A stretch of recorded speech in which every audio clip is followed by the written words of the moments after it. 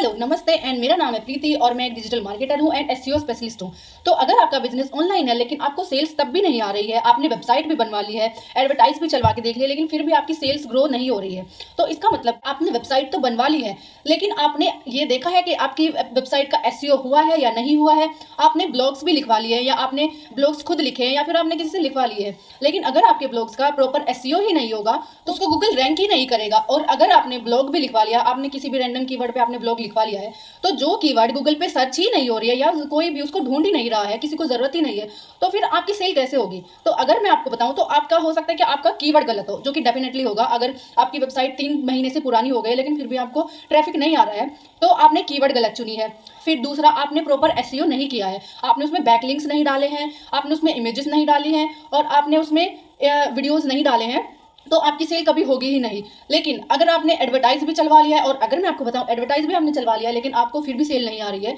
तो हो सकता है कि आपका जिससे भी आपने एडवर्टाइज चलवाए हैं, जो भी आपका डिजिटल मार्केटर है, हो सकता है उसने आपके लिए सही कैंपेन ही नहीं बनाया हो। तो तब तक हम सही कैंपेन नहीं बनाएंगे तो फिर सेल्स आएगी ही नहीं, सेल्स आपको जीरो होगी। आप कितना भी पैसा लगा लीजिए, आप कुछ भी कर लीजिए, कितना भी इन्वेस्ट कर लीजिए, लेकिन सेल्स आपकी तब भी जीरो रहेगी। तो अगर मैं आपको बताऊं कि अगर आपको सेल्स लानी है, आपको ज़्यादा से ज़्यादा सेल्स लानी है, आपको अपना बिजनेस ग्रो करना है, तो आपको सबसे पहले आपको कीवर्ड चुनना होगा। जिस कीवर्ड को लोग सर्च कर रहे हैं या जिसकी सर्च ज़्यादा है गूगल में, लेकिन उस पर आर्टिकल्स या फिर ब्लॉग्स नहीं है, तो जो कंटेंट आप पब्लिक को चाहिए अगर आप वो उन्हें प्रोवाइड करते हो, तो डेफिनेटली आपकी सेल भी बढ़ेगी और आपकी वेबसाइट पे ट्रैफिक भी आएगा। तो अगर मैं रीज़न आपको बताऊं तो ये हो सकता है डेफिनेटली यही है। और दूसरा, आपको प्रॉपर एसईओ करना होगा, आपकी वेबसाइट का प्रॉपर एसईओ करना होगा, और आपका जो भी आपने ब्लॉग्स लिखे हैं आपको ब्लॉग्स का भी एसईओ करना होगा। उसमें इमेजेस, टेक्स्ट, हेडिंग, सब हेडिंग्स आपको सब देखना होगा कि कुछ भी उसमें छूटा तो नहीं है, क्योंकि